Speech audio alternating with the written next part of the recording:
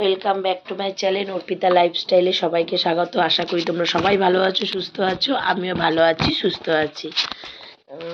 তো এখন বাজে দুপুর 12টা। তো এখন থেকে আজকের ভিডিওটা আমি শুরু করলাম। দেখো কত কাজ পড়ে রয়েছে, এখনো জামা প্যান্ট গুছাবো, কাচবো, ঘরদোর মুছবো, কিন্তু ওই এনার্জি লস হয়ে যায় কাজ করতে করতে। যদি একবার বসে পড়ি তাহলে আর ইচ্ছা করে না। সকালবেলা আজকে তাড়াতাড়ি উঠতে হয়, কারণ স্যার এসেছিলো বাবানকে পড়াতে। বাবানের বাড়িতেই পড়াতে আসে সায়েন্সটা। তো স্যার পড়িয়ে গেল, তারপর বাবান স্কুল গেল। তো তখন আমি গিয়ে আবার ভাতটা করলাম, দাদাকে পরোটা ডিমের অমলেট করে দিলাম, দাদা ভাইও খেয়ে গেল। তো আমি তারপর কুমড়ো আলুর তরকারি ছোলা দিয়ে রুটি আর ভাত করলাম, ডিম সিদ্ধ করেছিলাম, কারণ সিদ্ধ ডিমটা সবারই খাওয়া খুব দরকার। আর কারণ ডিম সিদ্ধ খাওয়ালে কি, ডিম সিদ্ধ খেলে কি একটু উপকারটা পায়, ওই জন্য বাবানকেও দিয়েছিলাম ডিম সিদ্ধ। আর টিফিনে দিয়ে দিয়েছি রুটি তরকারি। ও নিতে চায় না, তবু টিফিনে রুটি তরকারি দিয়েছি। আর এইবার এখন ঘরের কাজ টাজগুলো করবো। আর আজ থেকে তো শ্রীগুরু সংঘ আরম্ভ, শ্রীগুরু ঠাকুরের উৎসব এখানে। তো যাবো দুপুরবেলা, আগে কাজগুলো কমপ্লিট করে নিই, তারপর যাবো। তা ভেবেছিলাম ওখানে দুপুরবেলা খেতে যাব, কিন্তু না, রাতেরবেলা একবারে খাবো।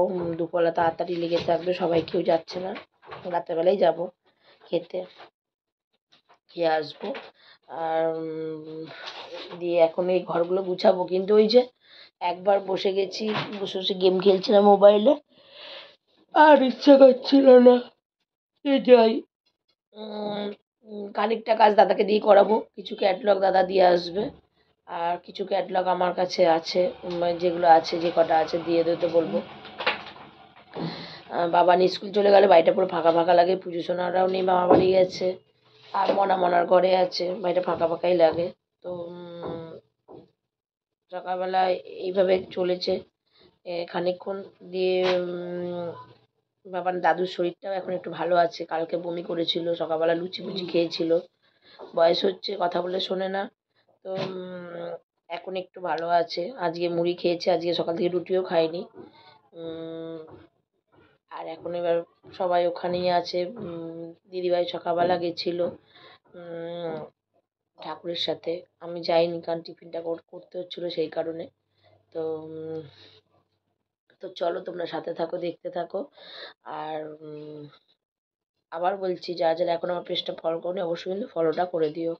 তো চলো, আমার ফেসবুক পেজও আছে অর্পিতা মামুন অর্পিতা, আর এখানেও আছে। তো চলো, টাটা। দেখতে পাচ্ছ আমি এখন শ্রীগুরু ঠাকুরের যে আমাদের ক্লাবে যে বার্ষিক উৎসব হচ্ছে, ওইখানে আজকে মাতৃসংঘ ছিল, তো আমি গেছি। সবাই ওখানে, এবার ওখানে মেয়েরা যারা যাবে তারা লাল পাড় শাড়ি পরে যাবে, আর যাদের যারা বিধবা মানুষ তাদের, যারা সাদা শাড়ি লাল থাকবে না, এছাড়া যাবে, কিন্তু তাদেরকে লাল, যারা এমনি মেয়ে বা সদস্য তাদেরকে লাল পাড় শাড়ি পরে যেতে হবে। তো ওখানে গেছিলাম, তো একটা মেয়ে, অল্প বয়সী মেয়ে, ওখানে ঠাকুর সম্পর্কে বলছিল এবং সবাই শুনছিল। এখানে মাতৃসংঘে নানা রকম কারো ঠাকুর সম্পর্কে বলে, কেউ গান করে, কেউ মঙ্গল ঘট, আমাদের ঠাকুরের যে ঘট আছে সেই নিয়ে বলে, কেউ কারো জীবনে কি ঘটেছিল, কিভাবে প্রমাণ পেয়েছিল বুঝতে পারছে, সেটা নিয়েও চলে। তো সেটাও হচ্ছিল। আর এখানে সবাইকে সিঁদুর পড়াচ্ছিল, এখানে আরতিও হয়েছে। এই যে দেখতে পাচ্ছ, উনি যে স্টেজে আছে ঠাকুরের সামনে, উনি আরতি করছিল, ঠাকুরের পুজো করছিল, দেখতেই পাচ্ছ। তারপরে ওখানে আরতি হলো, তারপর বাচ্চা লুক দিয়েছিল। এই যে এখানে সবাই, তোমরা শুনতে পাবে না বলে আমি আজকে আবার নতুন করে ভয়েসটা দিলাম। এই যে সবাই রয়েছে এখানে, এই যে আমাদের পাড়ারই সবাই আছে, হাওড়া থেকে, বেলঘড়িয়া থেকে, বেলেঘাটা থেকে, নানান জায়গা থেকে, বরানগর থেকে সবাই এসেছিল। বয়স্করা এমনি এসেছিল, বা বইয়েরা এসেছিল, সবাই অনেক বয়স্ক মানুষও এসেছিল। একজন তো বলে সোদপুর স্টেশন ছেড়ে সে খড়দায় চলে গেছিলো, আবার খড়দা থেকে বাস ট্রেনে করে আবার সোদপুর এসে তারপরে এখানে এসছে, উনি হাওড়া থেকে এসছে। তো খুব ভালো হয়েছে দেখতে পাচ্ছি। আমি প্রত্যেক বছর আমাদের এখানে, এবার একটু শুলাম, ভাত খেলাম, ওখানে খাইনি, রাতেরবেলা খাবো। এখন এইমাত্র সঙ্গ শেষ হলো, এসে একটু শুলাম, যদি ফোন আসে আবার রেডি হয়ে বেরোতে হবে। তো এখন শুয়ে আছি, দেখতেই পাচ্ছ। শুয়ে নিই, ঘুম থেকে একটু রেস্ট করি, তারপর উঠে আবার যদি ফোন আসে ম্যাডাম ফোন করে তাহলে যাবো, আর না হলে ওখানে যাব। ভেতরে ব্লাউজ পেটিকোট পরেই আছি, একবারে শাড়িটা পরে চলে যাবো, কারণ ওখানে শাড়ি ছাড়া অ্যালাউ করে না, তো সেই কারণে। তো চলো, দেখতে এত সুন্দর সঙ্গ হয়েছে। সবাই যারা যারা জানো শিশু ঠাকুরের দীক্ষিত বা যাদের ওখানে শিশু ঠাকুর সঙ্গ হয়েছে তারা জানো, সত্যি এত ভালো লাগে, চোখ দিয়ে অটোমেটিক জল চলে আসে, মনটা শান্ত হয়ে যায়। আমি যাই, প্রত্যেক বছরই যাই, এমনি সময় যেতে পারি না, কিন্তু এই উৎসবটা যখন হয় তখন অবশ্যই যাই, চেষ্টা করি যাওয়ার। যদি কোনো রকম অসুবিধা থাকে তখন না যাওয়া হয় না, নাহলে যাওয়ার চেষ্টা করি। তো চলো, সাথে থাকো, দেখতে থাকো। তো দেখতেই পাচ্ছ, আমি ম্যাডাম সুজাতা দি আর তপন কাকু এতে করে আমরা গেছিলাম মশবতলার ঘাটে। ওখানে প্রসপেক্টিংয়ের জন্য ম্যাডাম গেছিলো, অ্যাকচুয়ালি গেছিলাম ঘুরতে এবং প্রসপেক্টিংয়ের জন্য, দুটো কাজই হয়েছে। ওই যে সামনে ম্যাডাম, এই যে দেখতেই পাচ্ছ, এটা আমাদের ম্যাডাম, ইনি আমাদের আপলাইন সুজাতা দি। তো এত সুন্দর এই পার থেকে ওপারটা লাগছিলো এবং লঞ্চ যাচ্ছিল, খুব সুন্দর পরিবেশটা ছিল, যেটা আমি ভিডিওতে ক্যাপচার করেছি। কিছু দেখতে পাবে না, আমি চলে ধারে গেলাম, ওখান থেকে হাঁটতে হাঁটতে এখন এই ওখানে কিছু কাজ করলাম, চা ফুচকা খেলাম, খেয়ে আবার টোটোটা রিজার্ভ করে নিয়ে গেছিলো ম্যাডাম, তো টোটো করে আবার চলেও এলাম। এখন এই স্লাইডিং বাজার দিয়ে যাচ্ছি বাড়ি, এখান থেকে সাবওয়ে পার হয়ে আমি অটো করে বাড়ি যাব। আমাকে দেখতে পাবে না, কারণ অন্ধকার, এখানটা একদমই আলো নেই। তো চলো, তোমরা সাথে থাকো, দেখতে থাকো। আর ওখানে গিয়ে এখন যাব ওই উৎসবের ওখানে রাতে খাবো। তো চলো, এই যে আমরা সিঙ্গুরটা করে এখানে ক্লাবে খেতে এসেছি।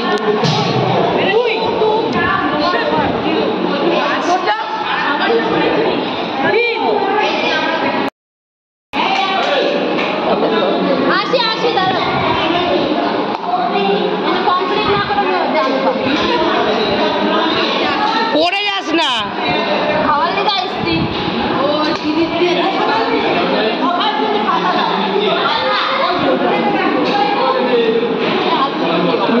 ভালো হয়েছে। কে সাজুনি আমার বডি ক্রিমের ঢাকনাটা নিয়ে যে সাজধর্ম করেছে, মুখে মাখছে, হাতে মাখছে, পায়ে মাখছে, সবাইকে মাখাচ্ছে। এই যে সাজুনি এটা না দিইনি তোরা, কাঁদছে আবার। এই যে দেখতে আসেনি বা দেখতে এলো।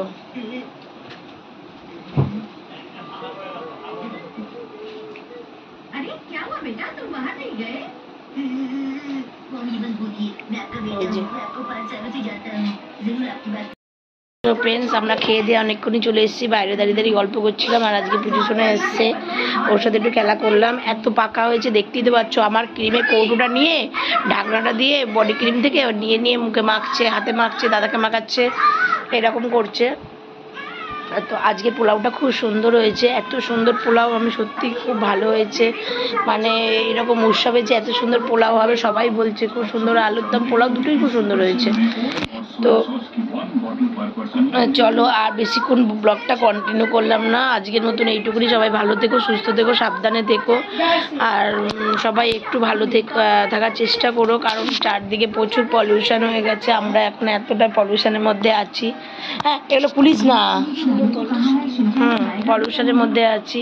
তো সেই কারণে আমি আর সবার কাছে রিকোয়েস্ট করছি। আর আজকের ব্লগটা কেমন লাগলো অবশ্যই তোমরা কমেন্টের মাধ্যমে জানাবে, ভালো লাগলে অবশ্যই তোমরা কমেন্ট করবে। আর তোমাদের কাছে বলেছিলাম তোমরা কী ধরনের ব্লগ দেখতে ভালো লাগে, তোমার ডেলি ব্লগ ভালো লাগছে না অন্যরকম কিছু নিয়ে আসবো, সেটাও তোমরা কিন্তু কমেন্টের মাধ্যমে জানাবে। আর কালকে মহা উৎসব, কালকেও ওখানে যাব, দেখাবো। হ্যাঁ, কালকে খিচুড়ি খাওয়াবে। আর শিশু ঠাকুর উৎসবে কিন্তু শুধু খিচুড়ি খাওয়ায়, আলুর দম কিছু দেয় না। তো সেই কারণে আমি যারা হয়তো জানো না তাদের জলার জন্যই বললাম। আর এই শিশু ঠাকুরের একটা বড় মাহাত্ম্য আছে, যেটা আমি কি বলবো, তো মানে বলতে গেলে সত্যি এটা অনেকে বিশ্বাস করবে না, অনেকে আবার অনেকে হয়তো যারা শিবু ঠাকুরের দীক্ষিত বা যারা শিবু ঠাকুরের বাড়ির কেউ দীক্ষিত তারা হয়তো জানো। তো একবার বাবানের হাত ভেঙে গেছিলো, কারণ তখন বাবান খুবই ছোট, মানে ছোট্ট একটা ঘটনা আমার সাথে যেটা ঘটেছিল আমি তোমাদের কাছে এটা শেয়ার করছি আজকে। মানে ছোটোবেলায় বাবানের হাত ভেঙে গেছিলো, তখন বাবানের কত বছর বয়স হবে, এই কত হবে, এই 3-3.5 বছর বয়স হবে। তখন বাবান খাট থেকে পড়ে গিয়ে হাতটা ভেঙে গেছিলো। তো বাবানের এবার যখন হাতটা ভেঙে গেছিল, তো তখন ডাক্তারের কাছে দেখাতে নিয়ে গেছিলাম। ডাক্তার বলেছিল জাস্ট একটুখানি মুয়ে হয়ে গেছে, ওটা ওষুধের মাধ্যমে ক্যালসিয়ামের ওষুধ দিয়েছিল, যে নিতে গেছিলাম তো ক্যালসিয়ামের ওষুধ দিয়েছিল। তো ওর হাতটা যখন ভেঙে গেছিলো তো ডাক্তারকে দেখেছিলাম, ডাক্তার বলেছিল বাচ্চা তো ক্যালসিয়ামের ওষুধ দিলে আর একটু বরফ দিয়ে সেক দিলে ঠিক হয়ে যাবে, জাস্ট একটু। কিন্তু বাড়িতে যখন ওর জেঠু এসেছিলো, ওর মাস্তুতো জেঠু এসেছিলো, মানে আমাদের পুজোর কোনো একটা কারণে উনি এসেছিলো, তো আমরা ওখানে সবাই কথা বলছিলাম। এবার দৌড়ে না, ওই হাতটা একটু ফোলা ছিল, ব্যথা ছিল, একটু ফোলা ছিল, ও দৌড়ে এই ঘর দিয়ে ওই ঘরে যেতে গিয়ে মানে মনাদের ঘরে পাপোশে স্লিপ করে আবার পড়ে যায়। তখন ওই যে একটুখানি ভাঙা ছিল ওটা, মানে একটুখানি ক্র্যাক হয়েছিল, ওটা আবার ভেঙে যায়।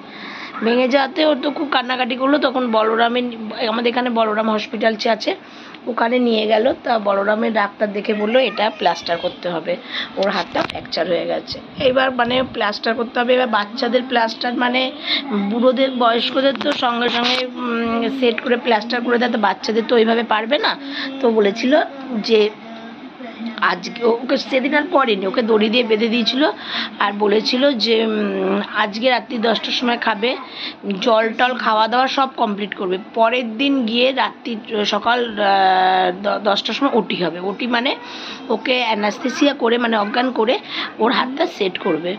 তো আমরা বাড়িতে খুবই কান্নাকাটি করেছিলাম সব, মানে তখন মনে হয়েছিল আমার ফল্ট, এটা আমার জন্য এই জিনিসটা হয়েছে। যদি আমি একটু থাকতাম বা আমি যদি না ঘর দিয়ে একটু যেতাম বা আমি যদি খাটের তলায় না যেতাম, তখন ওর গাড়িটা পড়ে গেছিলো, খাটের তলায় আমি কুড়াতে গেছি আর তখনই ঝুঁকতে গিয়ে পড়ে গেছিলো। তো সবই আমার ফল্ট, আমি জানি আমার জন্য এটা হয়েছে। তো সেই কারণে আমি খুব মানে কান্নাকাটি করেছিলাম। তারপরে গিয়ে কি হলো, তারপরে গিয়ে তো পরের দিন ওটিতে ওকে নিয়ে গেছে, তো সবাই খুব কান্নাকাটি করছিল, টোটো করে ওকে নিয়ে যাওয়া হয়েছিল। এবার যখন গেছিল তখন ওর পকেটে, মানে ও তখন তো ছোট, খুবই ছোট, তো ওর একটা হাফ শার্ট ছিল, যেহেতু প্লাস্টার করিয়ে নিয়ে আসবে সেহেতু হাফ শার্ট ছিল, সেই শার্টটা ওকে পরানো হয়েছিল আর তার ভিতরে একটা শিবু ঠাকুরের ফটো পকেটের ভিতর দিয়ে দেওয়া হয়েছিল। তো আর প্যান্ট, তো প্যান্ট জামা দেওয়া হয়, এখনো পর্যন্ত আমি সেই প্যান্ট জামা নিয়ে যাই, ঠিক আছে। তো সেই কারণে জামা প্যান্ট নিয়ে যাওয়া হয়েছিল। তো দাঁড়াও এক সেকেন্ড দিয়ে তারপরে তো এইবার ওকে নিয়ে গেছে, সবাই কান্নাকাটি করছে, ওকে ওটিতে নিয়ে গেছিলো, অ্যানাস্থেসিয়া করে অজ্ঞান ছিল, ওটিতে নিয়ে গেছিলো। দিয়ে ও যখন মানে ডাক্তাররা তখন ওটি থেকে বেরিয়ে বলছে আচ্ছা ওনা কাউকে খুঁজছে এবং বলছে দাদু লাঠিটা আমায় দাও, দাদু লাঠিটা আমায় দাও, দাদুর লাঠিটা আমায় দাও। ওর কি দাদুর লাঠি আছে? তখন বিশ্বাস করবে না, মানে কেউ রিয়েলাইজই করতে পারিনি বা কেউ চিন্তা করতে পারিনি যে কি হয়েছে না। বলছে হ্যাঁ বাড়িতে তো দাদুর লাঠিটা আছে, তা ওর দাদুর লাঠি, কিন্তু বলছে দাদু কি লাঠি নিয়ে চলে? নার্স ডাক্তার সবাই বলেছিল বাড়ির লোকদের, আমি যাইনি, আমি বাড়িতেই ছিলাম। বললো হ্যাঁ ও দাদুর না, দাদু তো লাঠি নিয়ে চলে না। কেন? বললো না ও না জ্ঞান আসে, জ্ঞান অজ্ঞান মানে ঘুমন্ত অবস্থায় বলছে দাদু তুমি যেও না, দাদু তোমার লাঠিটা আমায় দাও, দাদু তোমার লাঠিটা আমায় দাও, এরম করে বলছে। তো তখন সবাই রিয়েলাইজ করলো যে ওর পকেটে শিবু ঠাকুরের একটা ফটো ছিল এবং সেটা মানে ফটোটা ছিল এবং ও হয়তো শিবু ঠাকুরের পাশে দাঁড়িয়ে ছিল লাঠি নিয়ে, যেটা ও দেখেছে এবং অজ্ঞান অবস্থায় মানে ঘুমন্ত অবস্থায় দেখেছে, এবং যখন জ্ঞান এসছে তখন ওই লাঠিটাকে দাদুকেই খুঁজছিল, লাঠিটা খুঁজছিল। ইনফ্যাক্ট সেই দিন পর্যন্ত ওর মানে ও ঘুমিয়ে, আমি এই কথাটা কারোর সাথে শেয়ার করিনি, আমি আবজা শুনছি ওর বাবার সাথে এই কথাটা শেয়ার করছিল, আমি বাইরে থেকে শুনেছিলাম, আমি আর জিজ্ঞাসা করিনি যে কী বললো। বলছে জানো বাবা, আমি না মানে তখনও খুব অসুস্থ ছিল, মানে বমি করছিল, খুবই অসুস্থ ছিল। তখন বলছে কি জানো বাবা, আমি না দেখলাম একজন বয়স্ক দাদুর মতন একটা গেরুয়া পরে, ধুতি পরে, খালি গায়ে আমার কাছে এসেছিল, ওর স্বপ্নে দেখেছে। তো কেন, কারণগুলো আজও আমি জানি না। এই কারণটা ওর রিসেন্ট এই ঘটনাটা ঘটেছিল, তাই আজকে তোমাদের সাথে শেয়ার করলাম যে মানুষের সাথে যে ভগবান, কিন্তু আমরা বাচ্চাদের মধ্যে আমরা কেউ কেউ বিশ্বাস করি না ওর কথা, সত্যি কথা, যে মাঝে মাঝে মিছিমিছি কথা বলে, কিন্তু এই জিনিসটা তখন ওর শরীরটা খুবই খারাপ ছিল, রিসেন্ট ওর শরীরটা খুবই খারাপ ছিল, এবং ওর ক্ষেত্রে ও বারবারই এই শিবু ঠাকুরকে ও দেখেছে, ও স্বপ্নে দেখুক বা ও হয়তো এইভাবে ঘুরেই দেখুক, যেভাবেই দেখুক, ও দেখে, এবং ও সেটা পরে সেটা যখন বলে তখন আমরা বিশ্বাস করেছি। এই যে জায়গায় দাঁড়িয়ে ছিল, হ্যাঁ, ওই যে ও গল্পটা বলেছে। তো যাই হোক, সেই ঘটনাটা ঘটেছে, তা আজও জানি না। তো সেই জন্য আমি তোমাদের সাথে আজকে এই ঘটনাটা শেয়ার করলাম যে কিছু কিছু অনেক মানুষই বিশ্বাস করে, এবং আমরা অনেক ক্ষেত্রে ফল পেয়েছি। তো আজকে তাই ভগবানকে বলেছি যে দেখো ভগবান, সারা জীবন তো আমি ওর পাশে থাকবো না, আমি বা কেউই ওর পাশে থাকবে না, তুমি যেহেতু ও যখন তোমার আশীর্বাদ, তুমি সারা জীবন ওর পাশে থেকে ওকে সব বিপদ থেকে আগলে রেখো, ওকে সবসময় মানুষের মধ্যে মানুষ তৈরি করো, কারণ ও যেহেতু। তো আজকে তোমরা আমার ফ্যামিলি, তোমাদের সাথে এই ঘটনাটা আমার শেয়ার করা কোনোদিন হয়নি, তাই আজ শেয়ার করলাম যে আমার এই জীবনে একটা বড় একটা অ্যাক্সিডেন্ট ঘটে গেছিলো আমার জীবনে, মানে ওর এরকম অবস্থাটা হয়েছিল। কিন্তু মানে তখন মানে এমন পরিস্থিতি ছিল, এরপর থেকে ও আরও দুটো ফাড়া গেছে, কিন্তু এইরকম সিচুয়েশান কোনোদিন হয়নি। তো চলো আজকের মতন এইটুকুনি, কালকে আমরা নতুন ব্লগ নিয়ে আসছি, কালকে নতুনভাবে এগুলো শেয়ার করবো। তো চলো টাটা।